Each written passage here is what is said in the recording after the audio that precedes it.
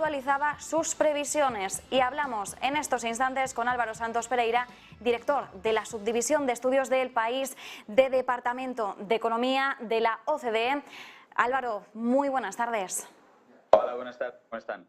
Bueno, estamos ahora mismo, estas últimas semanas, viviendo toda una cascada de actualizaciones. También acabamos de conocer que el Fondo Monetario Internacional, ante la elevada incertidumbre económica, la semana que viene también va a actualizar y probablemente rebajar esas perspectivas. Si enfocamos ahora mismo sobre la situación española, lo que conocíamos por parte de la OCDE es que nuestra economía va a crecer un 1,5% en 2023. Una perspectiva que además más o menos va alineado también con las últimas rebajas de proyecciones que hemos visto, pero aún así se sigue alejando 6 décimas de la perspectiva que sigue sosteniendo el Gobierno, que está en el 2,1%. Nosotros hemos rebajado el crecimiento para casi todas las economías. En nuestras previsiones tenemos la zona euro creciendo cerca de 0,3%. Tenemos economías como Alemania creciendo solo en una recesión el próximo año.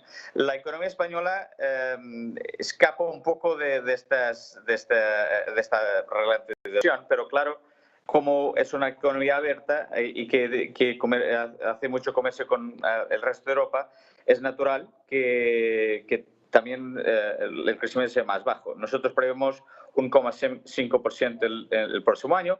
Eso dependiendo, claro, de lo que va a pasar en Europa y dependiendo si vamos a tener todavía retos más difíciles en términos energéticos.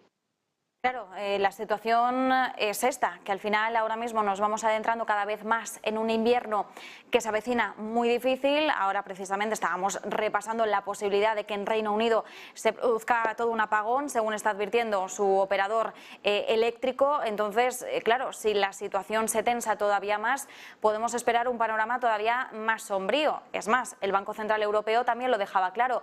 No es nuestro escenario central, pero el escenario más negativo que sí contempla, por ejemplo, un corte total del suministro por parte de Rusia, es que la economía de la eurozona entre en recesión. Es la única vez que el Banco Central Europeo se ha atrevido a hablar de recesión. Desde la OCDE, como bien nos indicabas, Álvaro, sí que prevéis que el año que viene Alemania, que es lo que conocemos como la locomotora europea, entre en recesión. ¿De qué forma esta situación en Alemania podría arrastrar al resto de países vecinos? Va a afectar bastante porque, claro, Alemania no es una economía muy importante para España y para otros países también. Entonces, claro que una recesión en Alemania va a tener un impacto inmediato para España. Me gustaría hablar un poco de lo que estamos hablando aquí, de los temas de posibles shocks que podemos tener en el futuro, incluso este invierno. Importante pasarle el mensaje que este invierno va a ser difícil y claramente no estamos hablando de los temas que estamos hablando del Reino Unido, pero España no tiene problemas de gas, pero como los precios de energía están tan altos, España también va a ser afectado claramente. Pero importante decir muy claramente también que la crisis energética está aquí para se quedar, al menos 3-4 años, porque lo que va a pasar es que como no va a haber gas de Rusia, y como no hay oferta suficiente en otros países, es muy natural que vamos a acabar este invierno con reservas muy bajas en términos de gas en toda Europa. Y por eso, claro, como España es distinto porque tiene la conexión a Argelia, pero el resto de Europa vamos a terminar el invierno en situación difícil, lo que significa que, y como no hay mucha oferta, vamos a empezar el próximo invierno, el de 24, en una situación muy delicada. Y por eso nosotros pensamos, y los expertos de energéticos también piensan lo mismo, es que es mejor preparar nuestras economías y nuestras políticas pensando que esto no es una situación que va a durar solo un invierno, va a durar al menos 2, probablemente hasta 5 inviernos. Entre 2 y 5 inviernos, nos estabas diciendo, Álvaro, que la crisis energética ha llegado para quedarse.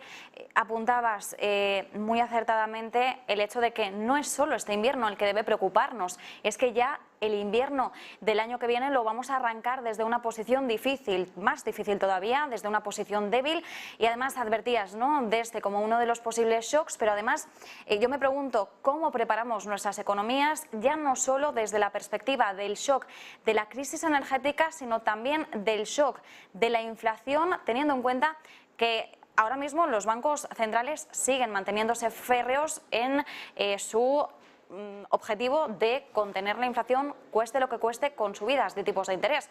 La pregunta es si nuestras economías son lo suficientemente resilientes como también para sostener esta situación.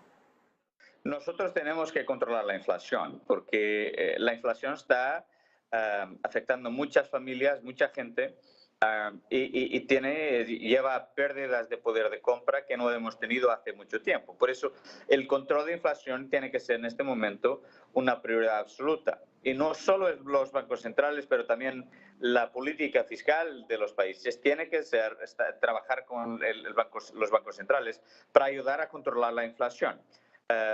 Lo que estamos diciendo aquí es que, claro que la inflación está muy alta y pensamos que el próximo año se va a mantener bastante más alta de lo que estamos acostumbrados. Para España, por ejemplo, estamos a prever 9% este año, pero el próximo año todavía 5%.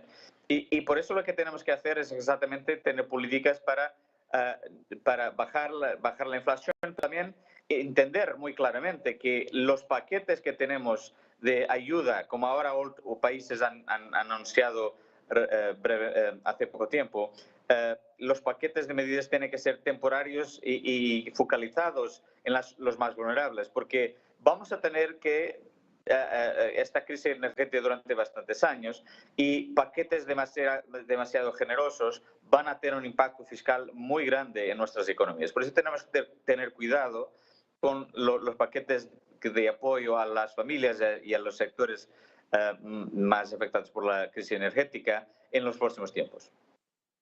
Nos quedamos con esa perspectiva. Muchísimas gracias por acercarnos a las proyecciones que dibuja la OCDE. Álvaro Santos Pereira, un verdadero placer.